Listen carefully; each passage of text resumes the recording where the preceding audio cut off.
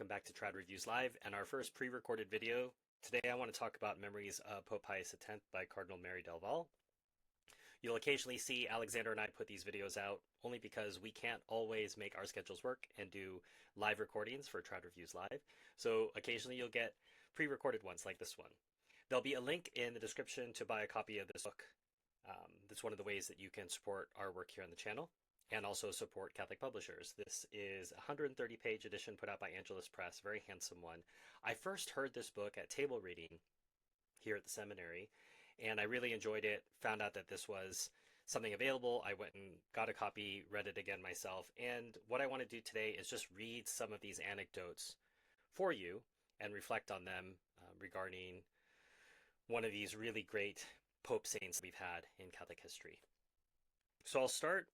Prior to the election, it was clear that Cardinal Sarto would probably get elected, and these are the instructions that the Cardinal Dean gave to Cardinal Mary Del Val to go intercede with Cardinal Sarto and say, are you sure you're going to refuse? Because if so, we have to make different plans.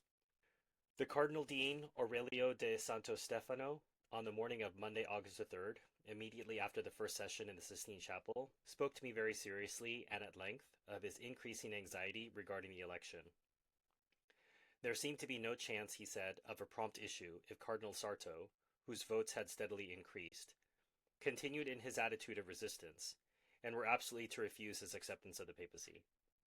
His Eminence felt bound in conscience not to allow things to drag on indefinitely, and he therefore bid me wait upon Cardinal Sarto and convey the following message. It must have been about midday when I stepped into the dark and silent chapel. The lamp before the Blessed Sacrament burned brightly, and there were candles lighted high above the altar, on either side of the picture of Our Lady of Good Counsel.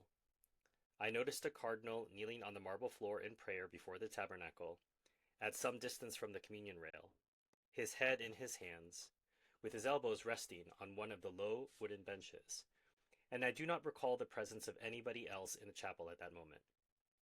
It was Cardinal Sarto. I knelt down beside him, and addressing him in a whisper, I secured his attention and delivered my message.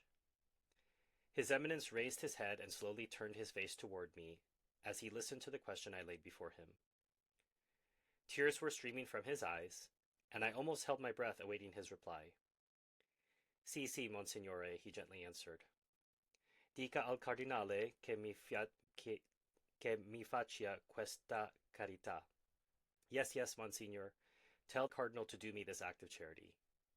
He seemed to be echoing the words of his Divine Master in Gethsemane. Transiat a me calix iste. The fiat was still to come.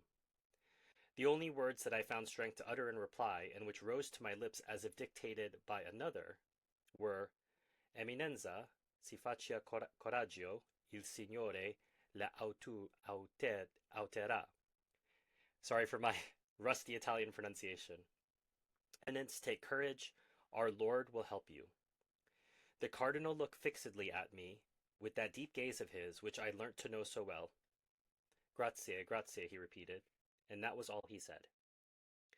Once more he buried his face in his hands to resume his prayer, and I left him.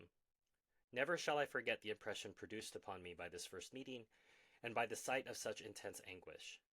It was the first occasion on which I had come in contact with His Eminence, and I felt that I had been in the presence of a saint. A few hours later, and before the dean could carry out his request, Cardinal Sarto gave way in presence of the urgent and persistent appeals made to him by many members of the Sacred College to desist in his opposition, and after the evening session it was manifest to all that he would be elected on the morrow by a large majority. And thankfully for the Church and the world, he was. So this is after the diplomatic corps gets to meet Pope Pius X for the first time. I was not present at the reception, for I had no place there, and I was at work in the Sala Borgia, when my chaplain came to inform me that the diplomatic corps intended calling on me as the Pro-Secretary of State immediately after the audience with His Holiness. The vast Borgia rooms offered ample facilities for even a much larger gathering, and I quickly prepared to welcome my visitors. They all arrived shortly afterwards in brilliant array. The envoys sat around in a semicircle, and their secretaries stood behind them. After the first words of mutual greeting, there followed a silence, and I noticed that they all looked somewhat grave. Conversation drifted on laboriously. I asked them whether they were pleased with their audience, whether His Holiness had addressed them, and the like. The replies came almost in monosyllables. Yes, they were very pleased. Yes, the Holy Father had said a few words. He had received them very cordially, and so on. Then there supervened another lull, and I began to feel uncomfortable. I wondered what had happened upstairs. Had there been some unpleasant hitch or unfortunate blunder? Or what else was it that caused this marked restraint and grave demeanor? Thereupon, quite abruptly, the Prussian envoy broke the spell. Monsignor, he exclaimed, tell us, what is it about this man which attracts us so much?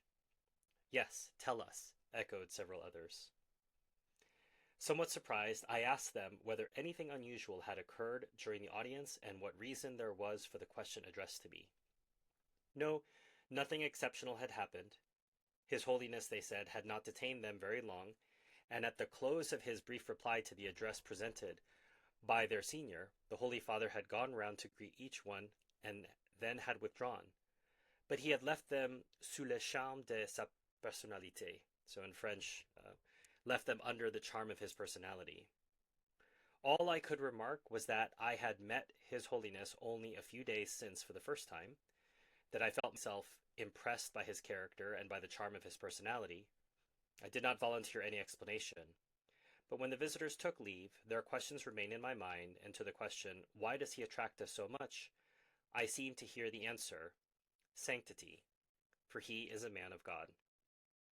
And later on, the Cardinal will go on to say that sometimes this can be a distraction, that people can look at Pius X's personal holiness and forget his love of art, his love of learning, his love of music, and his support for various other Catholic causes around the world, that he was a man of many talents. So, yes, he was holy, but in a sense, the Cardinal was afraid that that would overshadow the fact that God had given him many other talents, and those should be recognized as well. One of the things that he was able to foresee, because he was connecting the dots around the Catholic world, was that World War I was coming.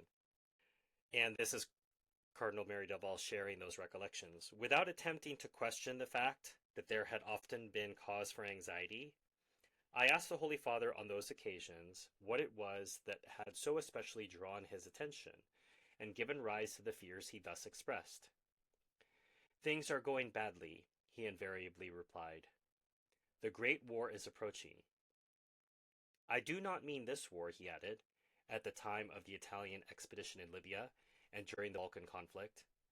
Not this, but the Great War, Il Guerrone. Who indeed could deny the possibility of a general conflagration in Europe? Yet I ventured to point out that it hardly appeared to be in sight in the immediate future.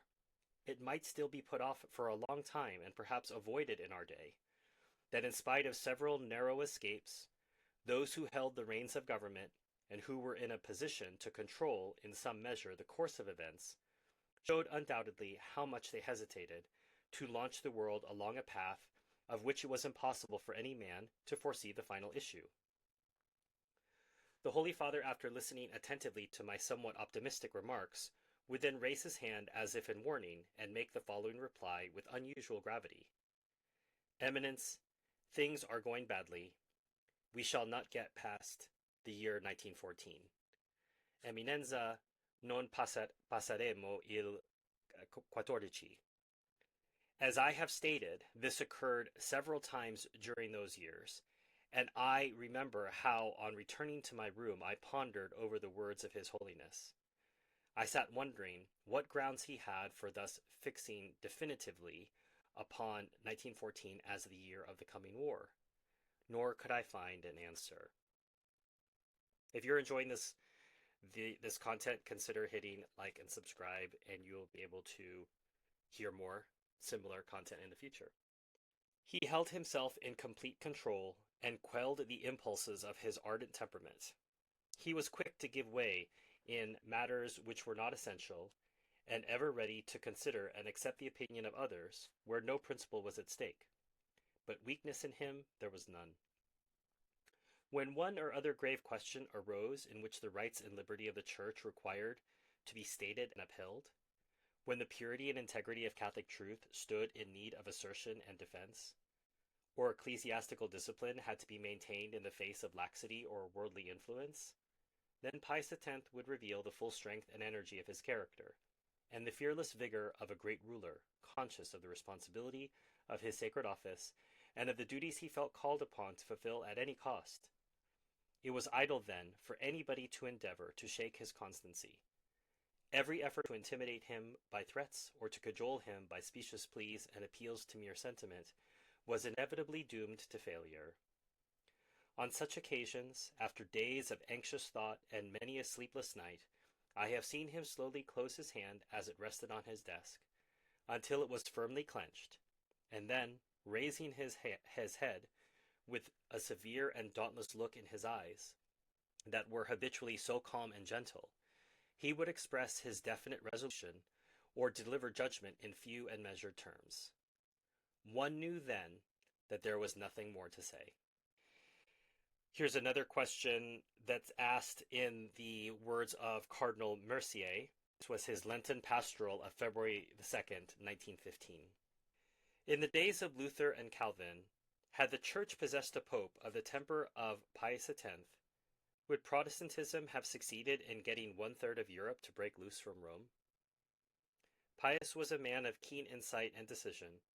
He would not let himself be seduced by the cajoleries of reformers, naively ambitious of infusing the veins of the Church with new blood, and dreaming of modernizing her to suit the fancies and errors of up-to-date Protestantism and rationalism.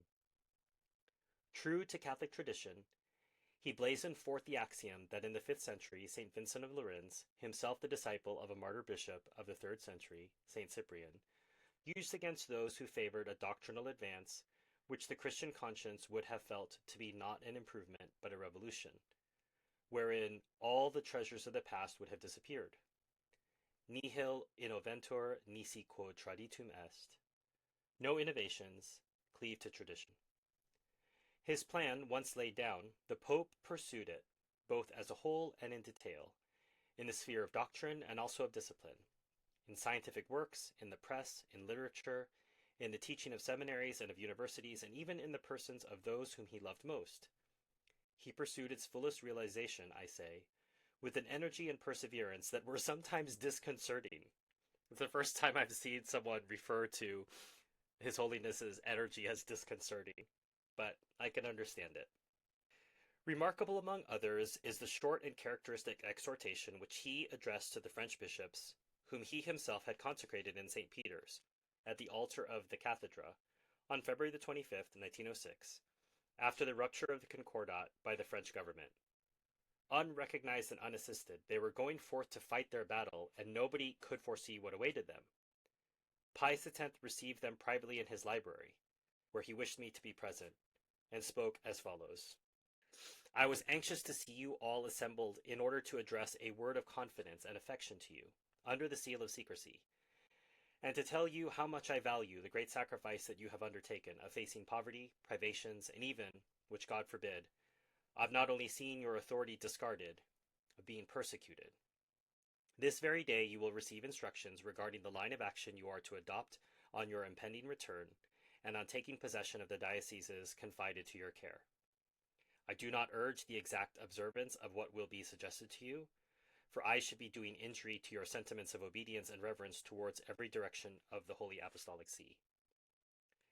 In due time you will be called upon to attend the General Assembly of all the French bishops, to express your judgment upon the law as soon as the regulations are published, namely, whether and under what conditions it is suitable to endure the law, whether and how the law should be resisted. And the law that His Holiness is talking about here is the laicization law, the formal rupture between church and state that happened in 1905 in France. It is not improbable that during your present stay in Rome, you may have heard, mentioned, or even received suggestions upon the subject. I recommend that you should take no notice of this, because the Pope, who hitherto has refrained from revealing his judgment to anybody, before uttering last word, wishes to hear the views of all the bishops, free entirely as they are to express their mind upon what they deem best for the glory of God, for the salvation of souls, for the honor of the clergy, and for the security of religion in France. All that I recommend to you is that in the coming conference of bishops, when giving your vote in reply to the questions submitted to you, 1. You should conform yourselves to the Spirit of Jesus Christ, quacumque humana posposita. You should reflect that we are born to strife. Non veni pacem mittere, sed gladium. In forming your judgment, you should consider the spirit of true Catholics in your country. You should safeguard the essential principles of justice and defend the rights of the Church, which are the rights of God. You should bear in mind not only the judgment of God, but also that of the world that has its eyes upon you, if ever you were to belie your dignity or fail in the duties it lays upon you. And here I conclude with the assurance that I envy your lot, that I would fain come with you to share your sorrows and anxieties, to be ever at your side to comfort you. But though absent in body, I shall be constantly near you in spirit, and we shall meet each day in the divine sacrifice of the Mass, before the Holy Tabernacle, whence we derive strength in battle and the sure means of victory. That's a beautiful way of thinking about meeting together each day as they would celebrate their Masses separately, but in a sense together with our Lord. This is going back to what I had mentioned earlier, that Cardinal Mary Del Val witnessed how much the Holy Father was able to take in information and synthesize it into broader conclusions and ideas. Recent publications in Italian or French on various subjects were constantly before him. French he could read without any difficulty and with real pleasure, though he was always shy of speaking in that language, chiefly, I imagine, because he could not master the pronunciation and accent. Nevertheless, on some occasions I have known him to carry on a private conversation in French, and once, just after the solemn beatification of Joan of Arc, when hundreds of French pilgrims assembled in St. Peter's for their great reception, he agreeably surprised them by delivering a lengthy reply to their address of homage in their own tongue. He had written the original text in Italian and ordered a translation. That must have been a really great surprise for those French pilgrims. Here he's commenting on interior church design, and it was surprising to me to hear that even in the time of St. Pius X, people were using poor church decorations, things that were not worthy of worship. So I'll just read so you'll understand better. For goodness sake, this is His Holiness speaking. For goodness sake, respect the architectural lines of our churches and the harmony of their design. Do not ruin their beauty with your red rags. Stracci rossi. So I guess they hung these banners during certain times of the year. This remonstrance I have often heard repeated by Pius X in relation to the excessive use of cheap draperies and flimsy hangings, frequently conspicuous in churches and chapels, even in Rome, on the occasion of great festivals. So they would use these banners, and it sounds cheap and flimsy. He frankly censured the extensive covering up of marble walls, stately pillars, and fine arches of our sacred edifices, which have little to hide and so much to admire. He held it inconsistent in a way to disguise their splendor with tawdry trappings precisely during those solemn days which afforded the best opportunity for cultivating the taste of the multitudes and for leading them to appreciate the genuine beauty of the house of God. Regarding music, he strongly maintained the principle that if music is to render its tribute of praise and homage to God, it must not be of inferior quality, and that we should strive to produce the very best. On the other hand, he was fully aware that in order to bring about a lasting reform in church music, merely disciplinary measures, however stringent, cannot suffice, that it is impossible to enforce a taste for a definite style where it is neither understood nor appreciated, and that taste must be gradually trained if a permanent result is to be achieved. Such were the views of the Holy Father, often manifested in my presence. But there was no narrowness in Pius X's conception of the sacred music that he considered acceptable.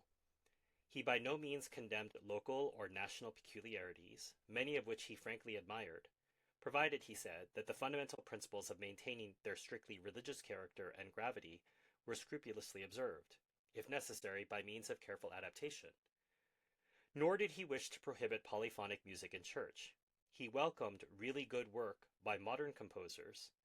Nevertheless, he required that it be invariably kept within the limits prescribed and constitute, as it were, an echo or development of plain chant.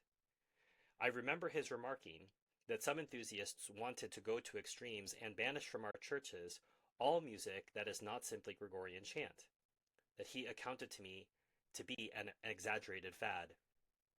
It would be the same, he said, as if I were to discard the most beautiful and classical pictures of the Madonna on the plea that the primitive and only acceptable type nowadays is the very earliest representation we possess of the Virgin Mother, such as we would see in the catacombs of St. Priscilla. We should thus be led to prescribe the masterpieces of ecclesiastical art in truly inspired paintings.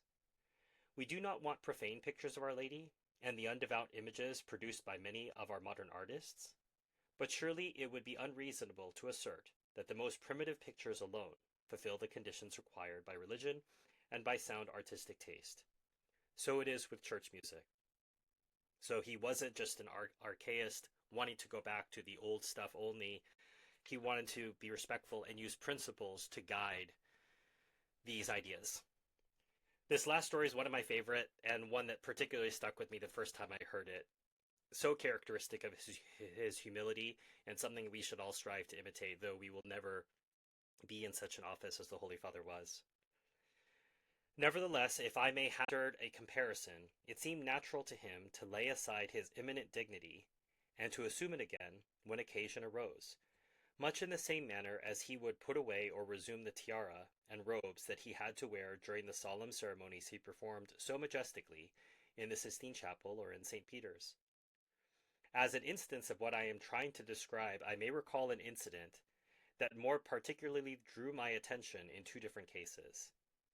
I happened to be laying before the Holy Father a bishop's urgent request for an exceptional faculty in circumstances that demanded the direct intervention of His Holiness. After listening attentively to my report, he slowly read over the document himself, and then, without raising his eyes, said, "This is a faculty which the Pope alone can grant." "Yes, Holy Father," I replied, "and that is why I have come to trouble you about it." Whereupon, quite seriously, almost under his breath, and is as if communing with himself, he added, no doubt, let us act as Pope." And taking up his pen, he wrote out the dispensation in due form, and handing it back to me, passed on to discuss other matters. So he said there are two things. I'll leave the second one for you to read yourself. As I said, you can buy a copy of this book with the link in the description below. If I can find a coupon code for it, I'll put that in there as well. I just haven't checked with the bookstore yet to see if they've got one. But if they do, like I said, I'll put that in the description and you can use that. It'll probably be limited, like the first 20 people or something can get a discount. The other thing to keep in mind is, even if you aren't able to buy a copy of the book, you can help our work by sharing this video. So like, subscribe if you're watching this on a mobile device, and even if it's possible, use the hype feature, whatever that does. And if there are books that you'd like to see us cover in the future, just simply suggest them in the comments, and we will try to review them if we can, as soon as we can. Thanks so much, and we'll see you in the next video.